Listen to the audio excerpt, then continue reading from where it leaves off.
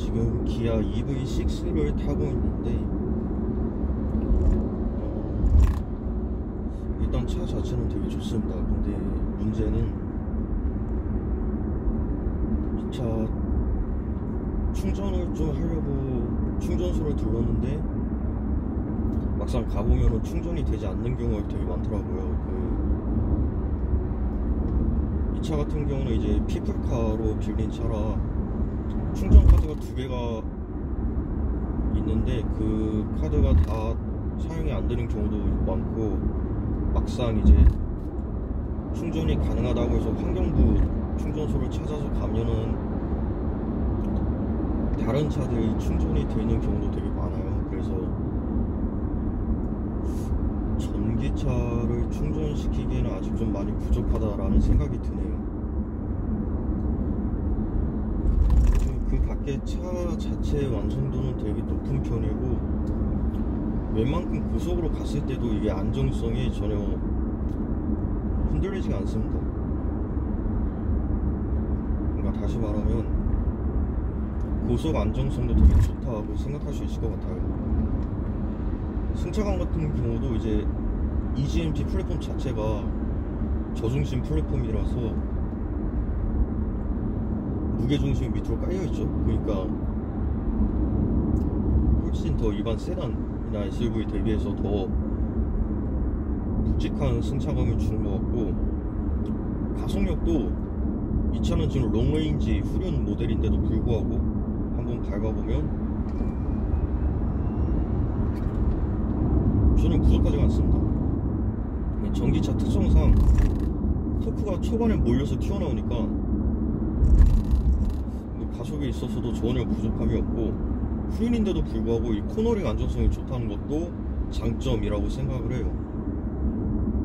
이 차 같은 경우는 시승차는 아니고 렌트카인데도 불구하고 옵션이 되게 많은 편이죠. 뭐가 꽉꽉 들어차 있고, 원래 EV6 자체가 옵션이 많은 것도 있지만 피플카에서 리턴프리라는 서비스를 런칭하고 나서 EV6, 니로 하이브리드, 아반떼, 스포티지, 또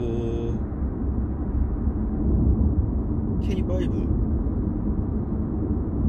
아이오닉5 이렇게 6가지 차종을 도입을 하고 있는데, 얘네를 공통적인 특징이 옵션이 되게 많아요. 되게 못해도 중급 트림에서 옵션 몇 개 정도는 끼워준 구성을 갖추고 있는데, 이 차 역시 마찬가지입니다. 근데 이 차 같은 경우는 중급은 아니고 트림 자체가 상위 트림이에요. 제가 알기로는 어스로 알고 있는데 GT라인을 제외하면 가장 상위 트림이기도 하죠.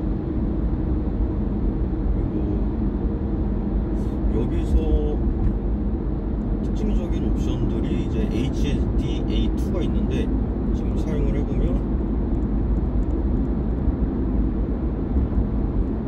80으로 높은 한번 가고 있습니다.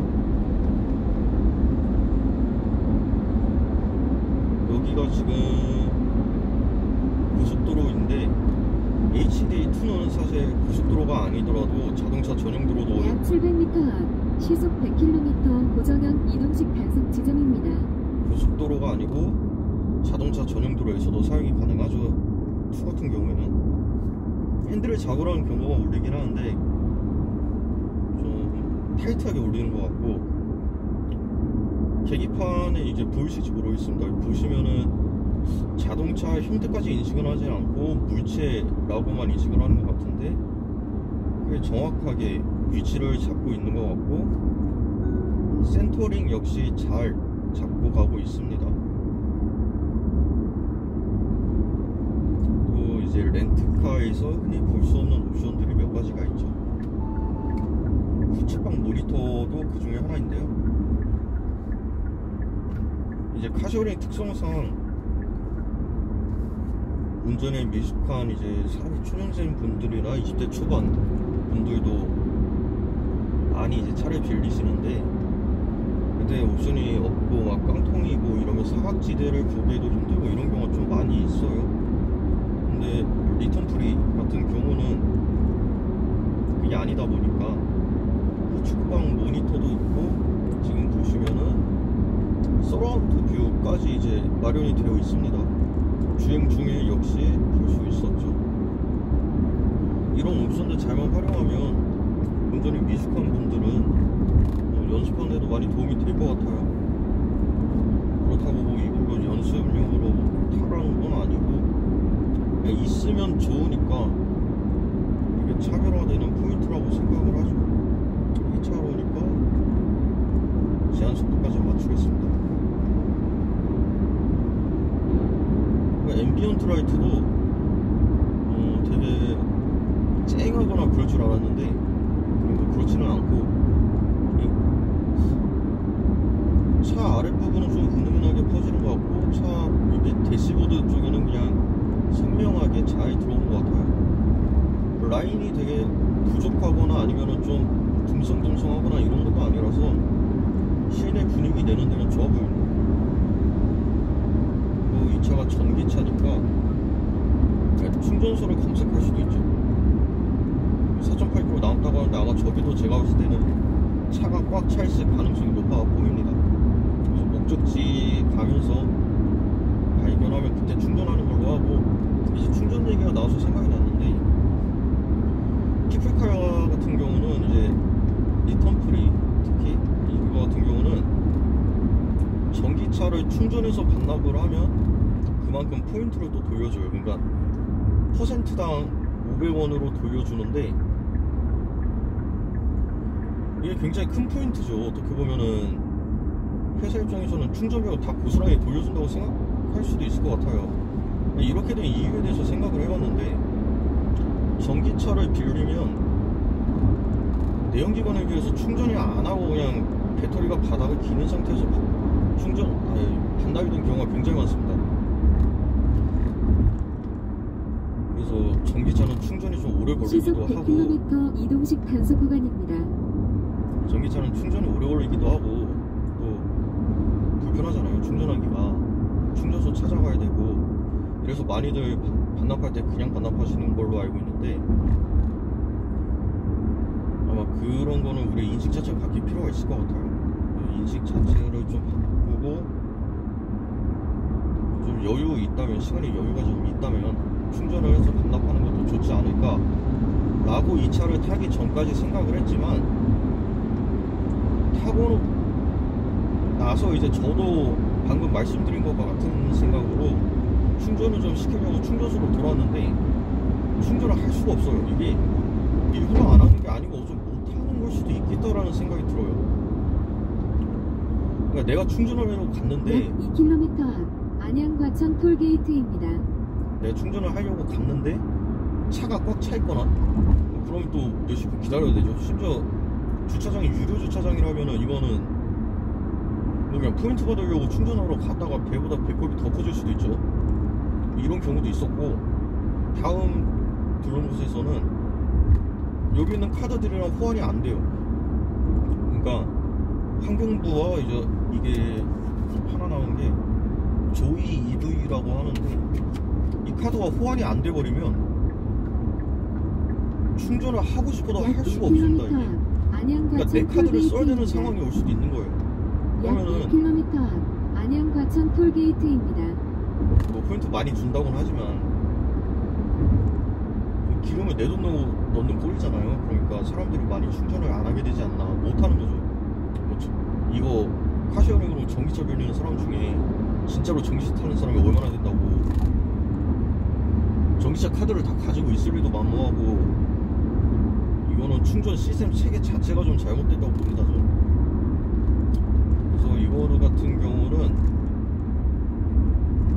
충전 시스템을 그냥 요금 950원이 결제되었습니다. 삼성페이 같은 것처럼 아예 신용카로 통일을 시켜버리면 전기차 충전에 있어서 더 긍정적인 기대 효과가 있지 않을까라고 생각을 해요. 환경부 카드 따로, 민간 카드 따로 이래버리면은 지금 전기차 충전 사업에 뛰어든 업체가 몇 개인데 카드를 다 만들게 되면은 너무 비효율적이죠. 아예 신용카드 하나로 다 통일시켜가지고 어딜 가든 충전이 쉽게끔 만들거나 하면은 전기차 충전에 대한 그런 불편함을 약간은 해소할 수 있지 않을까 라고 생각이 들고, 일단 이 차 같은 경우로 다시 돌아오면 개인적으로 이 사운드 제너레이터를 기대했지만 메리디안 사운드가 적용이 되지 않았기 때문에 그런 건 없었고, 드라이브 모드가 있는데 이게 스포츠, 에코, 노멀 세 가지가 있어요. 이거 모드에 따라서 차 반응이 달라지는 게 눈에 띕니다. 그러니까 몸으로 바로 체감이 되는데, 스포츠 모드 같은 경우는 진짜 툭툭 튀어나간다라는 말이 어떤 건지 알 수 있을 정도로 잘 나가죠. 부스터 모드는 없지만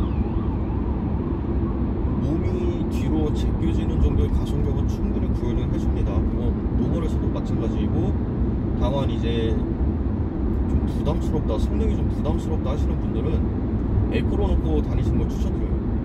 에코로 넣는다 할지라도 반응이 좀 느려지긴 하지만 그만큼 부드럽기 때문에 컨트롤하기 쉬울 겁니다. 그래서 풀악셀을 밟는다면 에코 모드여도 가속력은 충분히 나와주기 때문에 성능에 있어서 부족함을 느끼기는 쉽지 않을 거예요. 또 이제 제가 배는 리턴 프리 같은 경우는 이 차 둘러보기 영상을 찍을 수 있으면 거기서도 말씀을 드리겠지만, 요금이 굉장히 저렴한 편이에요. 일단 분당 250원이고 시간이 지나면 지날수록 낮아져서 제일 낮아지면 분당 30원까지 낮아지는데, 분당 30원까지 요금을 낮추려면은 꽤 오랜 시간을 비교합니다. 그러니까 그냥 오래 탈수록 요금이 낮아지니까, 뭐 만약에 1시간을 비웠는데 1시간에 250원을 받아요. 근데 계산을 했을 때 2시간을 했을 때 100원이면 그게 더 쌀 수 있잖아요. 그런 일은 없다라고 말씀을 드려보고 싶고, 계산해봤는데 그런 경우는 진짜 없어요. 사고 나갈 지역입니다. 어떻게든 그냥 오래 비우면 많이 나오는 게 당연합니다. 그리고 추가적으로 리턴 프리라는 이름답게 프리존에서 빌리게 되면 이제 따로 반납 위치를 지정하지 않아도 돼요. 그러니까 반납 위치를 지정하지 않아도 되니까,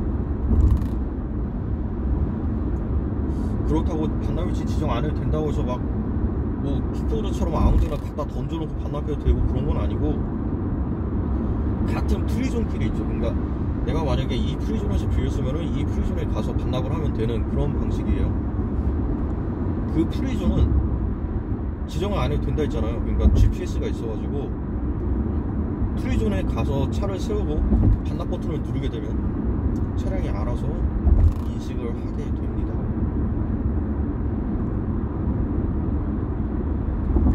그리고 알아서 인식을 하게 되고, 그 외에 반납 절차는 동일하죠. 그리고 이전에 차를 이제 시간을 지정해서 빌릴 수가 없는데 바로 빌려서 바로 갔다 오기 편하게 만든 플랫폼이니까 시간을 지정해서 빌릴 수는 없어요. 근데 한번 빌리게 되면 15분 안에 픽업을 해야 되는데, 픽업을 못했을 때에도 한 15분 다시 연장할 수가 있어요. 연장 요금은 당연히 들어가죠. 15분에 1,000원. 약 700m 앞 시속 100km 단속 구간입니다. 최대 2회까지 연장할 수가 있는데, 그러니까 뭐 만약에 내가 일이 있어갖고 15분 안에 갈 수 있을 것 같았는데 30분이 늦춰졌다 그러면 2,000원의 추가 요금이 발생하게 되는 거고, 또 따로 보증금을 먼저 결제를 합니다. 보증금은 10,000원이고 이거는 반납할 때 되면 다시 돌려줘요. 보증금이니까.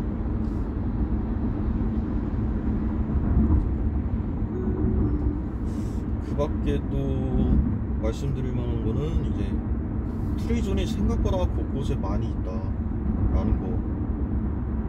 그러니까 이마트 같은 경우는 수도권은 웬만하면 프리존이라고 보시면 될 것 같아요. 그리고 차량의 순환이 굉장히 빠르고 또 이용자가 많기 때문에